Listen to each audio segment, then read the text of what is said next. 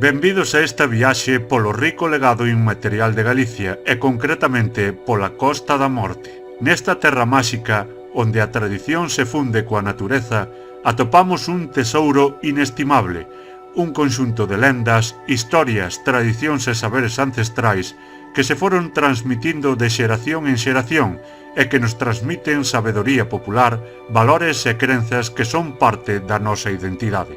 Este legado inmaterial é tan importante como o noso patrimonio material, xa que tamén nos ensina valores importantes como a bondade, a xustiza e a conexión coa natureza. Con este vídeo queremos espertar a curiosidade e o interese do alumnado por este valioso legado.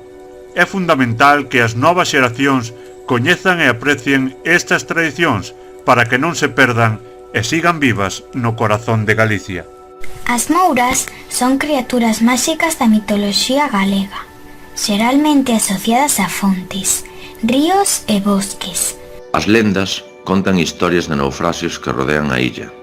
Cóntase que os barcos cargados de tesouros foron golpeados polas tormentas e afundiron nas súas augas. A nai de todas as serpes quedou petrificada, converténdose na pedra da serpe.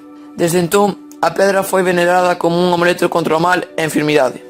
O cervo branco de Castro de Borneiro é un símbolo de esperanza e protección para os habitantes da zona. É un recordatorio da valentía dos devanceiros celtas. Despois da misa celébrase unha procesión polas rúas da vila, na que se leva a imaxe do santo. A procesión vai acompañada de música tradicional galega. Algúns dos elementos máis característicos da Romaría de San Adrián son a procesión. É un dos momentos máis importantes da Romaría.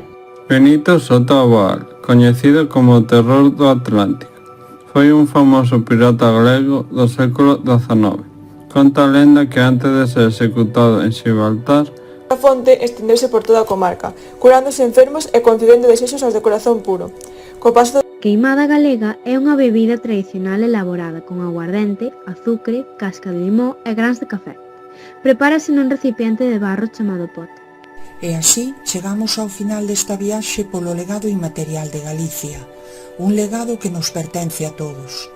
Coñecer as nosas tradicións axúdanos a comprender de onde vimos e cara a onde imos. Son o compás que nos guía na viaxe da vida. O legado inmaterial de Galicia é un don que debemos compartir co mundo. É fonte de sabedoría, beleza e esperanza.